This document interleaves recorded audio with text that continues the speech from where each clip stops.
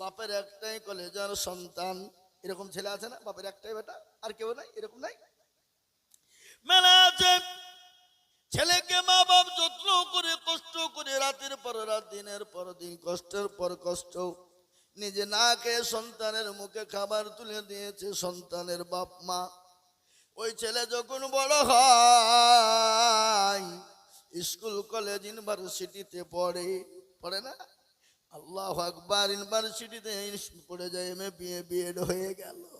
কিছুদিন পরে ছেলের বিবাহ দেওয়া হলো। সুন্দর একটা ফুটফুট রমণী দেখে বৌমা পুত্রবধূ এনে দেওয়া হলো।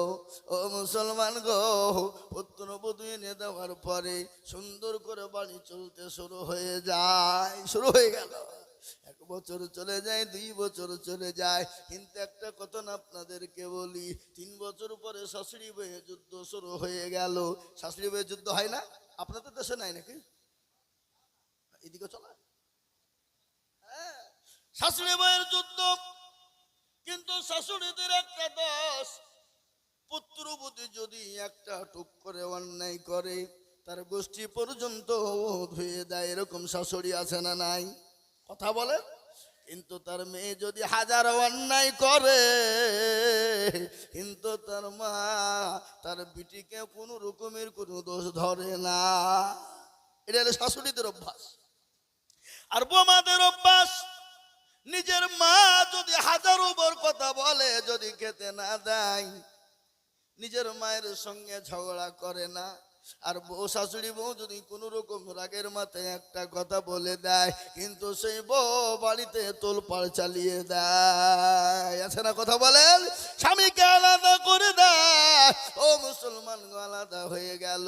কিন্তু ছেলে তো বড় শিক্ষিত, কিন্তু বউয়ের কাছে মাউর বুঝেন না? কথা বলেন না কেন? আজকে ছেলে পিলে মারা গেলে, মা বাপ মারা গেলে মাউড় হয়ে যায় ছেলে পিলে, তাই না? কিন্তু এমনও পুরুষ আছে যে বউয়ের কাছে মাউড় হয়ে যায়। জোরে বলুন ঠিক কিনা? বউয়ের কাছে মেউ মাউ করে কথা বলে, জোরে কথা বলতে পারে না। বলে কেন? যদি জোরে কথা বলে ওই বউ ও বলে তোমার ভাত আমি খাবো না, ওরকম মেয়ে আর হয়তো পাবে না। এর জন্য বউয়ের কাছে মাউড় হয়ে যায়। এমনও কথা বউয়ের কথায় উঠে বসে। এমনও পুরুষ আছে বউকে স্বামীকে ধরে বিবিতে খুচিয়ে বসায় না? ধরে বলুন। এই 6 করে হাজাম পাড়ার লোক স্বামীর হাতে বউয়ের হাতে কে কে মারি খেয়েছেন? হাত তুলেন দেখে। কেউ তুলবেন না।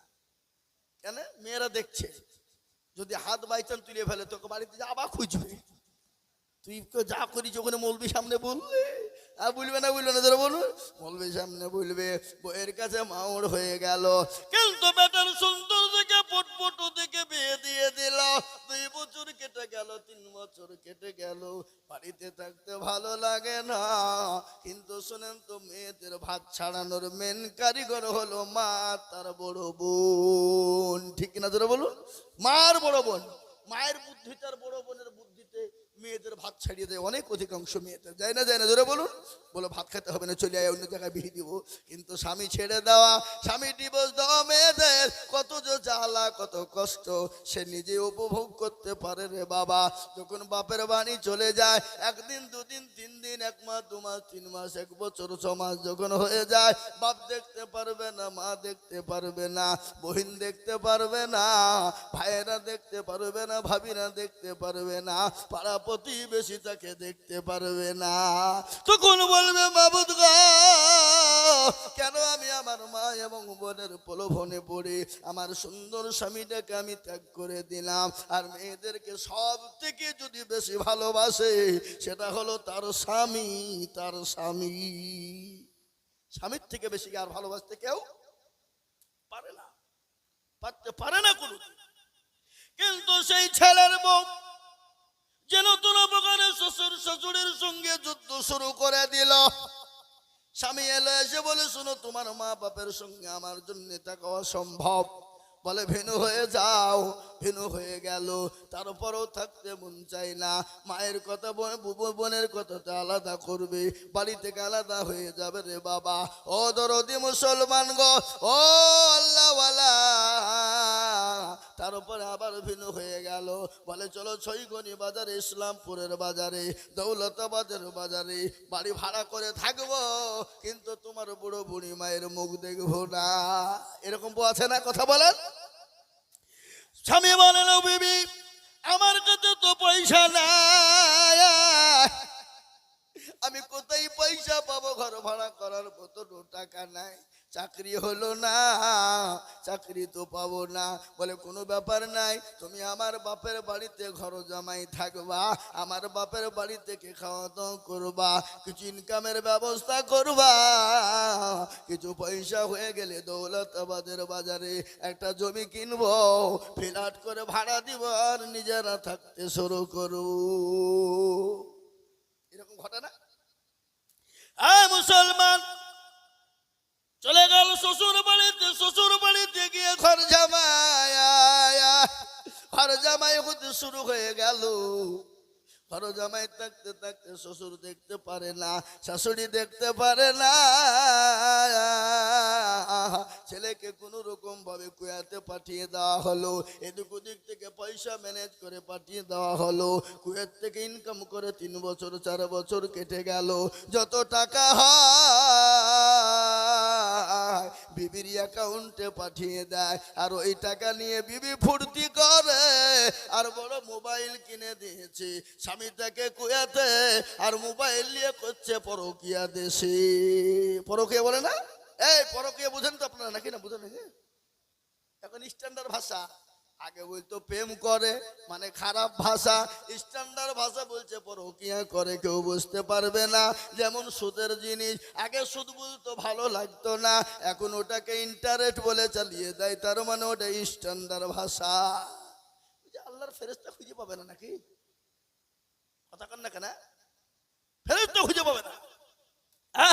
আল্লাহ বলে, শোন, তুই যত রকমের চালাকি করবি, আমার কাছে চালাকি চলবে না, আমার কাছে কোন রকমের কায়দা চলবে না।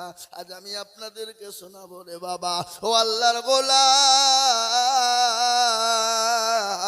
নবীর উম্মতের দল, ভালো করে শুনেলেন। কুয়াতে ইনকাম করে টাকা পাঠিয়ে দেয়, হাজার হাজার টাকা পাঠিয়ে দেয়, লক্ষ লক্ষ টাকা পাঠিয়ে দেয়। এদিকে বিবি ফুর্তি করে, আনন্দ করে।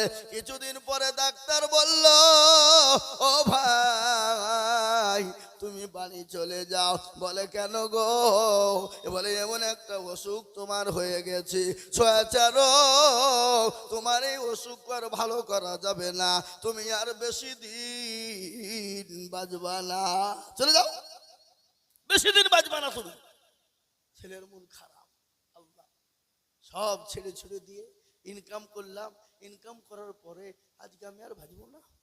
যখন আমি বাঁচবো না, শ্বশুর শাশুড়ি বিবিকে একটা চিঠি লিখি। চিঠি লিখলো, শ্বশুর মশাই, শাশুড়ি মা, বিবি গো, আমি তো বাড়ি চলে আসবো, ডাক্তার বলেছে আমার ছয়াচার রোগ হয়েছে, আমি নাকি আর বাঁচবো না, তো আমি অমুক দিন অমুক টাইম অমুক ফ্ল্যাটে ফিরবো। চিঠিখানা দিয়ে দিল। শ্বশুর মশাই শিক্ষিত মানুষ, চিঠিখানা পড়ছে, পড়ার পরে উত্তর দিয়ে বলল, জামাই তুমি যখন বাড়ি ফিরবা আমার জন্য অমুক অমুক জিনিস কিনে আনবা।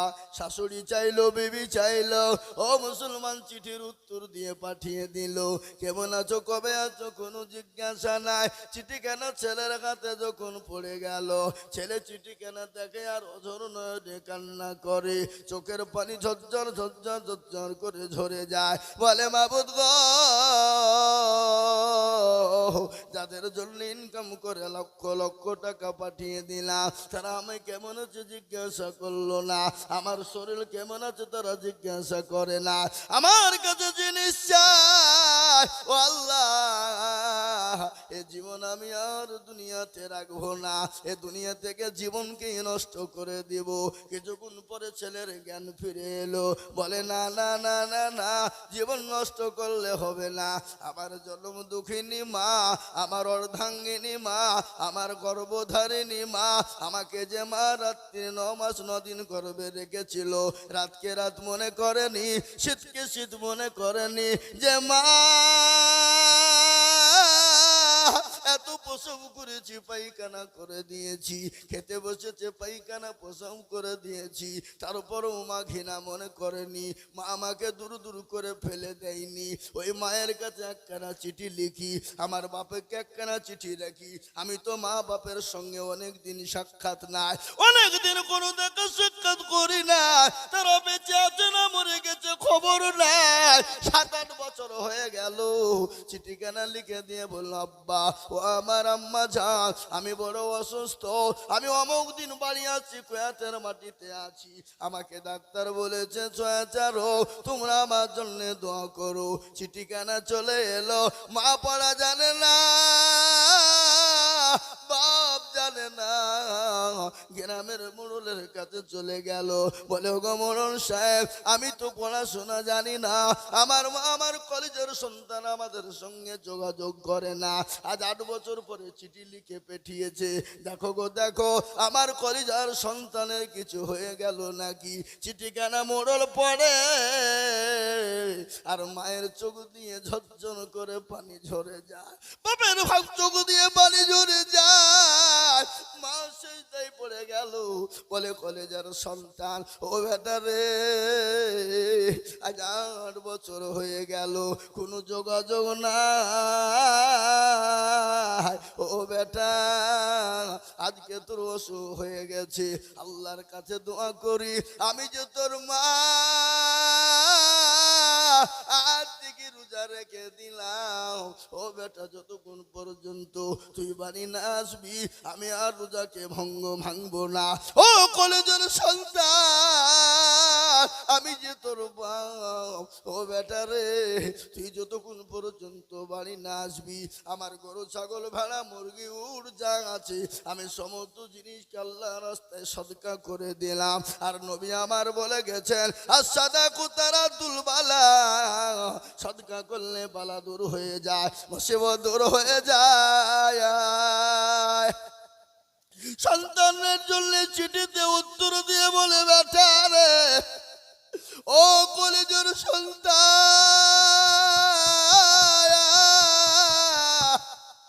আমি যে তোর মা জননী, 9 মাস 9 দিন তোকে গর্বে করে নিয়ে বেরিয়েছিলাম রে বেটা, আমি আল্লাহর কাছে দোয়া করি, বলে মাবুদ গো, আমাদের তুমি জীবনটা নিয়ে নাও, আমাদের হায়াতটা তুমি নিয়ে নাও, কিন্তু আমাদের হায়াত কেটে আমার কলেজা সন্তানের কাছে তুমি দিয়ে দাও। চিঠিতে লিখলো, ও বেটা রে, তুই যখন জাহাজে চড়বি বেটা, তোর কাছে যদি পয়সা করি থাকে ফকির মিসকিনকে সদকা করবি। চিঠিখানা বেটার কাছে পৌঁছে গেল, বেটা কিন্তু চিঠি আর খুলে পড়লো না, বেটা বললো না পড়বো না, আমি যেদিন বাড়ি বাড়াবো তার আগা দিন চিঠিখানা আমি দেখবো, আমার মা বাপ যদি শ্বশুর শাশুড়ির মতন জিনিস চায় আমি আর এই জীবন নিয়ে ফিরবো না। চিঠিখানা যেদিন বাড়ি আসবে তার আগা দিন চিঠিখানা খুলে পড়ছে, আর সন্তানের চোখ দিয়ে পানি ঝরঝর করে ঝরে যায়। ওগো আল্লাহ, মাবুদ মাওলা, আমি তো আমার মা বাপের কোনোদিন খবর নিইনি, জীবনে যেদিন থেকে ইনকাম করতে শিখেছি আমি আলাদা হয়ে গেছি, সমস্ত শ্বশুর শাশুড়ি বিবির জন্য দিয়েছি, আমি তো কোনোদিন আমার মা বাপের খবর নিইনি, আজকে তারা আমার কাছে জিনিস চাই না, আমার জন্য তারা দান খায়রাত করেছে, আমার জন্য সদকা করে দিয়েছে। মাবুদ মাওলা, আমি আজ কারো জন্য কিছু নিয়ে যাব না, যদি আমি নিয়ে যাই আমি আমার কলেজার টুকরা মা আমার বাপের জন্য নিয়ে যাব। ছেলে আপনার প্লেনে উঠে গেল, কলকাতা এয়ারপোর্টে নেমে যায়, কলকাতা এয়ারপোর্টে নেমে গেল। নামার পরে শ্বশুর শাশুড়ি বিবি অনেক দূরে দাঁড়িয়ে, কিন্তু এয়ারপোর্টে তো ঢুকতে দেবে না। দেবে গো? কথা বলেন, দেবে? আমি গত পরশু দিন এলাম, 3-4 দিন পরে আমি জলসা করে ত্রিপুরা, আসামে ছিলাম, মেঘালয়ে ছিলাম, মণিপুরে ছিলাম। 4 দিন ছিলাম ত্রিপুরা, মেঘালয়, মণিপুর, আসাম মিলে 4 দিন জলসা করে গত পরশু দিন এসেছি বাবা আমি। এর প্লেনে যদি একটু আপনার ভোটার কার্ড, আইডি কার্ড যদি না থাকে আপনাকে প্রবেশ করতে দেবে না। টিকিট না থাকলে তো নট এলাও, কোনো এলাও হবে না। হবে? কথা বলেন, হবে না, কোনো এলাও নাই, নট এলাও। আপনার টিকিট আছে তো আপনি আছেন, আর টিকিট নাই তো আপনার সঙ্গে কারোর কোনো সম্পর্ক নাই। আর এয়ারপোর্টটা এমন একটা জায়গা, প্রধানমন্ত্রী, মুখ্যমন্ত্রী, স্বরাষ্ট্রমন্ত্রী, রাষ্ট্রপতি হলেও তাকে পরীক্ষা করা হবে, তাকে চেক আপ করা হবে, তার আপনার মেশিন লাগানো হবে। বুঝতে পারলেন আমার কথাটা? কথা বুঝতে পারলেন না? পারলেন না? কারোর জন্য এয়ারপোর্টে ছাড় নাই, নট অ্যালাউ। সে যেই হোক, আপনি, আমি, সে, তিনি, যেই হোক না কেন, আমিও বা মুসলমান, আমি তো বছরে মোটামুটি 30 থেকে 35 বার প্লেনে আপ ডাউন করতে হয় বছরে, জালসার জন্য। আবার আজকে একটা টিকিট কাটলাম বাংলাদেশ, ঢাকা, 28শে ডিসেম্বর। কোথায় যাব? বাংলাদেশ, ঢাকা। হাফিজুর রহমান সিদ্দিকী, যে ইন্টারন্যাশনাল বক্তা বাংলাদেশের, তার মাদ্রাসায় জালসা। আজকেই দাওয়াত করেছে আমাকে। সেদিন আমার নদিয়া বেথুয়ায় জালসা ছিল। আমি ওদেরকে বলে দিয়েছি, ভাই অন্য বক্তা কাউকে নিয়ে নেন, আমি যেতে পারছি না, আমাকে যেতে হবে অন্য জায়গায়। আজকে প্রোগ্রামটা নিয়েছি বাংলাদেশ, ঢাকা, হযরত মাওলানা হাফিজুর রহমান সিদ্দিকী, কুয়াকাটা। বুঝতে পারলেন না? মুসলমান, 28শে ডিসেম্বর। আমার বাবা জীবনের তাই সন্তান চলে এলো, এয়ারপোর্ট থেকে বেরিয়ে গেল। শ্বশুর শাশুড়ি বিবি কাছে ফিরে নাও। শ্বশুর শাশুড়ি দূর থেকে বলে, জামাই গো কিছু এনেছো? বিবি বলে, স্বামী কিছু এনেছো? বলে, আনতে পারি নাই, শরীর সুস্থ হয়ে গেলে কলকাতা থেকে নিয়ে দেব। সঙ্গে সঙ্গে শ্বশুর শাশুড়ি বলে, ও ছোট লোক জামাই, আমি জানি তুমি আনতে পারবা না। বিবি বলছে, তোমার সঙ্গে আর কোনো সম্পর্ক থাকবে না, এখন এয়ারপোর্টের মাটিতে তুমি আমাকে ডিভোর্স দিয়ে দাও। মানে কেন কেন কেন? সমস্ত টাকা গেলা কি হলো? বলে, এতদিন তুমি ছিলে না, তুমি আমার বাপের টাকায় গিয়েছিলে, সমস্ত টাকা ফটলাভ হয়ে গেছে, আমার কাছে দেওয়ার মতো কোনো জিনিসই নাই। কিন্তু জনম দুঃখিনী গর্ভধারিণী মা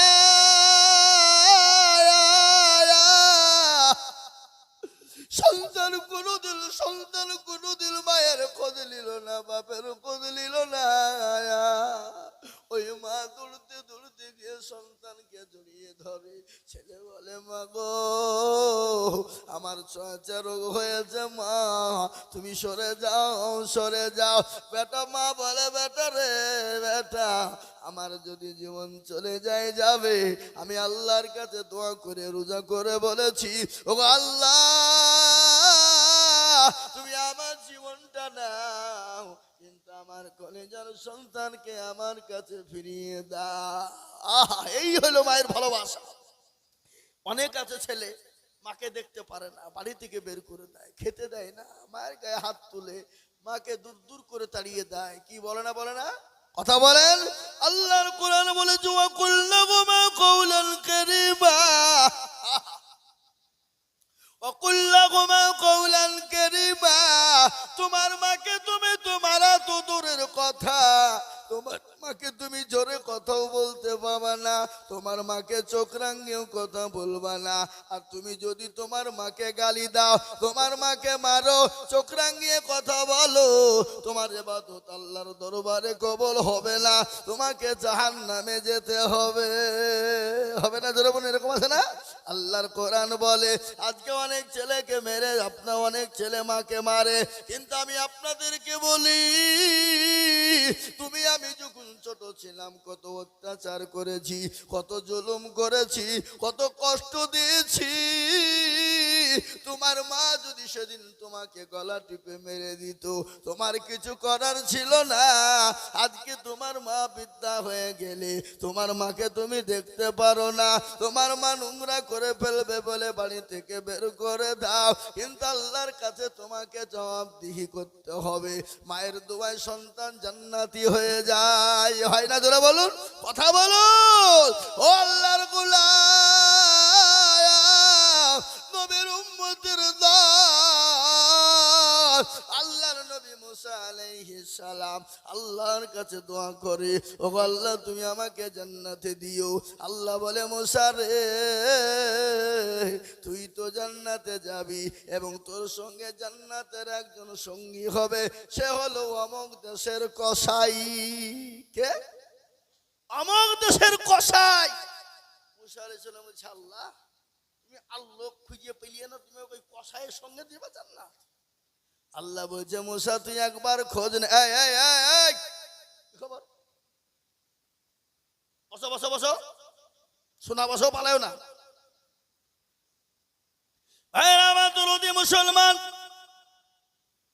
মুসা আলাইহিস সালামের কসাই মুসা নবীর সঙ্গে জান্নাতে যাবে কি কারণে? সেটা হলো তোর মায়ের জন্য। মুসা নবী আলাইহিস সালাম সে বাড়িতে গেল, কোনো পরিচয় দিল না, মেহমানদারি করলেন। সে কসাই কিছু ভালো ভালো মাংস নিয়ে গেলেন, কসাইকে নিয়ে গিয়ে মুসা নবী আলাইহিস সালামকে খেতে দিলেন। মুসা নবী বলেন, ও ভাই তুমি আমার সঙ্গে খাও। বলে, আমি তো খাবো না। বলে, কেন খাবে না? বলে, আপনি খেয়ে নেন, আপনি মেহমান মানুষ, আমার দেরি আছে। বলে, কি দেরি? বলে, আমি তোমার আগে দেরি দেখবো। বলে, হুজুর গো, ওগো মেহমান সাহেব, আমার একজন মা আছে বৃদ্ধা, একবারে ফুটবলের মতো হয়ে গেছে। মা চলতে পারে না, মা উঠতে পারে না, মা বসতে পারে না। আমি মাকে সুন্দর করে গোসল করিয়ে দেব, আমার মাকে আমি নিজে চিবিয়ে চিবিয়ে খাবার মুখে তুলে দিব, আমার মা খাবে, তারপরে আমি খাবো। এরকম করে মুসা আলাইহিস সালাম দেখলেন। কিন্তু মুসার মা, কসাইয়ের মা হাতটা তুলে দিয়ে আল্লাহর কাছে বলছে, আল্লাহ আমার সন্তানের উপর আমি এত খুশি হয়ে গেছি গো আল্লাহ, আমার সন্তানকে তুমি মুসা নবী আলাইহিস সালামের সঙ্গে কাল কিয়ামতের মাটি তুমি জান্নাতি করে দিও। এ বাবা, মায়ের দোয়ায় সন্তান জান্নাতি হয়ে যায়। মায়ের দোয়াতে জীবনের সন্তান যদি একবার মা বদদোয়া করে দেয়, মাকে হাত তুলে দোয়া করতে হবে না? বাবা মায়ের হাত তোলা দরকার নাই। শব্দ যদি তোমার মা করে দেয়, তোমার জন্য জাহান্নাম অনিবার্য, তোমাকে দুনিয়াতে জীবনেও শান্তি পেতে। ওমা জান্নাতুকা ওয়া নারুকা, মায়ের দোয়ায় সন্তানের জান্নাত, মায়ের দোয়া জান্নাত, সন্তানের জান্নাত, এবং মায়ের দোয়াতে সন্তানের জাহান্নাম। আজকে আপনাদেরকে বলি, মা তোর সন্তানকে এতটাই ভালোবাসে, নিজের জীবন কেনা দিয়ে দিতে পারে। ও মুসলমান গো, পৃথিবীর জমিনে এক ভাগ ভালোবাসা নিয়ে যদি মা জীবন দিতে পারে, আমার আল্লাহ যে বান্দাকে 99 গুণ ভালোবাসে, আছে না? 99 গুণ ভালোবাসে। বলেন তো, আল্লাহ তার মায়ের থেকে আল্লাহ আমাদেরকে এত ভালোবাসে, তারপরও আমরা আল্লাহকে চিনি না, আমরা নবীকে চিনি না।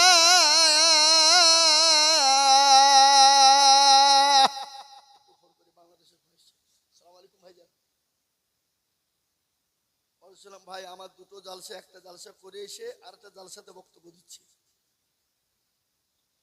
আমি বক্তব্য করে রাত্রে ফোন দিই। জি জি, ঠিক আছে, ইনশাআল্লাহ ইনশাআল্লাহ। জি, ও মুসলমান দরদি, আল্লাহ ওয়ালা নবীর প্রেমিকেরা, আল্লাহ যদি এতটা মানুষকে ভালোবাসে, কিন্তু সেই মুসলমান আল্লাহকে চিনে না, সেই মুসলমান নবীকে চিনে না, সেই মুসলমান রাসূল চিনে না, সেই মুসলমান মসজিদ চিনে না, সেই মুসলমান মাদ্রাসা চিনে না, সে মুসলমান কোরআন চিনে না, সে মুসলমান মসজিদে আজান হয় হাইয়া আলাস সালাহ, আর আমরা চায়ের দোকানে বসে বলি আমরা পারলাম না, ইমাম আর মুয়াজ্জিন তারা দুজনেই চালা। ঠিক কিনা জোরে বলুন, এই কথা ঠিক না বেঠিক জোরে বলুন। আজকে আমাদের দেশের লোক নামাজ পড়ে, কথা কন না কেন, নামাজ পড়ে না। আজকে হাজাম পাড়া দিয়ে বলি যে এই গ্রামে জালসা এসছি, অন্য গ্রামের কথা বলতে গিয়ে মার খাবো নাকি, নাকি বলছেন? যদি আমি অন্যায় করি মারতে তো পারবেন না, কেন আমি আপনাদের মেহমান, নাকি বলছেন? বুঝছেন না, মারবেন নাকি? এ মুসলমান, আমাদের দেশের লোক নামাজ পড়ে না, 98% লোক নামাজ পড়ে না। কপারেশন পড়ে 90, এই দেশের লোক হিসাব জানে না নাকি গো? 2% পড়ে, কিন্তু 2% লোকের নামাজ হয়, কথা কন না কেন? 1% লোকের কোনো ভাবে হয়, আর 1% লোকের নামাজ হয় না। বলে হুজুর আপনি কি করে বললেন? আমি আইজুল হক বলে যাই, কেন হয় না বাবা, কেন হয় না শুনলেন? চাচা 20 বছর ধরে নামাজ পড়ে, মুরব্বি হয়ে গেছে, দাড়ি পেকে গেছে, কিন্তু চাচা তাহাত জানে না, চাচা দুরূদ শরীফ জানে না, দোয়া কুনুত জানে না,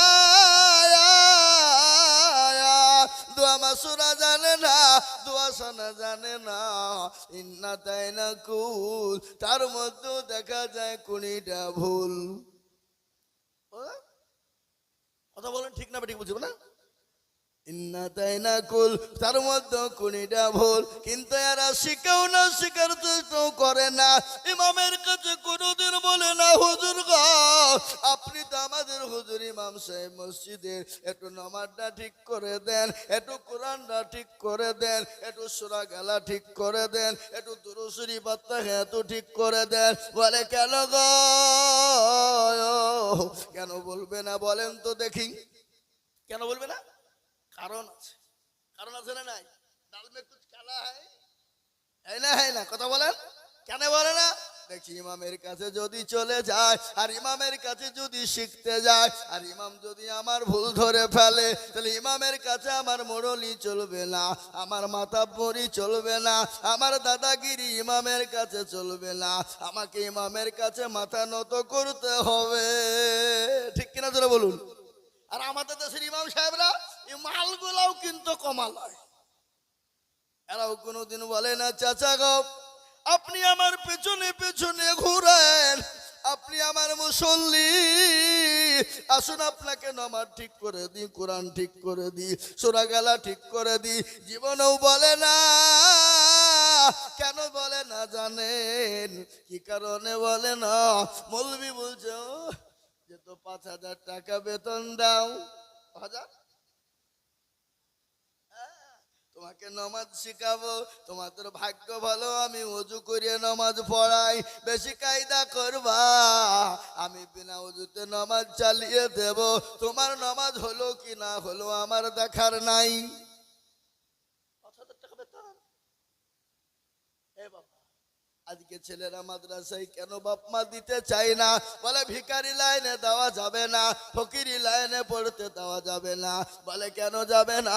মাদ্রাসায় দিলে ভিক্ষা করে বাড়াতে হবে, মৌলবি হয়ে 5,000 টাকা দিয়ে কি হবে? আমি আপনাদেরকে বলি আজ ইজ্জত সম্মান আপনারাই নষ্ট করেছেন, আজকে সমাজকে নষ্ট করেছে, আলেমদের সম্মান নষ্ট করে দিয়েছেন, ইমামদের সম্মান নষ্ট করে দিয়েছেন। আজকে আমি আপনাদেরকে বলি ইমামের বেতন যদি 20,000 30,000 টাকা হতো, আমার মনে হয় চৈগনি খাজাম পাড়া থেকে প্রত্যেকটা ঘরে ঘরে মৌলবি তৈরি হতো, হতো না? হতো না? বলে সরকারি চাকরির প্রয়োজন নাই, 30,000 বেতন মানে বড় বেতন রে বাবা, তোর সুন্দর করে সংসার চলে যাবে, তোকে কোনো দিকে যেতে হবে না, কোরআনওয়ালা হো, নামাজি হো, আল্লাহওয়ালা হো, 2 দিনই হবে, দুনিয়া হবে আখিরাতও হবে, কবরও যেতে পারবি। ঠিক কিনা জোরে বলুন। এই বাবা, এই মানগুলো নষ্ট করছে কারা? আমাদের দেশের আজকাল মসজিদের সেক্রেটারি, সভাপতি, কেসের এই মালগালা তো আরো করা, জীবনে মসজিদ চিনে না, আবার সেক্রেটারি সাজিয়ে বসে আছে, সভাপতি মুখে দাড়ি নাই, হারামখোর। ওই সমস্ত হারামখোরদেরকে মসজিদের সেক্রেটারি, সভাপতি, কেসিয়ার করা যাবে না, যাবে না। যারা নামাজ পড়ে না, রোজা করে না, বিড়িতে মারে টান, গাঁজা মদ খায়, এমনও মসজিদের সেক্রেটারি আছে মসজিদের টাকা দিয়ে লটারি কাটে। আমার কাছে প্রমাণ আছে। লটারি কেটে টেরে গুঁজেছে, টেরে যে শুক্রবারে জুম্মা পড়তে গেছে, বা জুম্মা পড়িয়ে বাবুজি বাড়াইতে উঠতে গিয়ে রুকু থেকে নুঙ্গিও খুলে পড়ে গেছে, লটারিও পড়ে গেছে। বলে নুঙ্গি তোলা বাদ দিয়ে লটারি তুলছে, বলে ইজ্জত চলে যায়, যা কিন্তু বেজ্জতি হওয়া যাবে না। কি বুঝতে পারলেন না? সেক্রেটারি, মসজিদের সেক্রেটারি হবে কারা? 5 ওয়াক্ত নামাজি হবে যারা। সভাপতি হবে কারা? 5 ওয়াক্ত নামাজি হবে যারা। ক্যাশিয়ার হবে কারা? 5 ওয়াক্ত নামাজি হবে যারা। কমিটি হবে কারা? নামাজ পড়ে যারা। আর আমাদের দেশে নামাজ পড়ে না তারা হবে সেক্রেটারি। রোজা করে না যারা তারা হবে ক্যাশিয়ার। আপনার মসজিদ চিনে না যারা তারা হবে সভাপতি। ঠিক না? আমাদের দেশের মসজিদ গুলো মার্বেল দিয়ে বানায়। ও মুসলমান, মার্বেল দিয়ে 1 কোটি টাকা খরচ করে মসজিদ বানিয়েছো, আর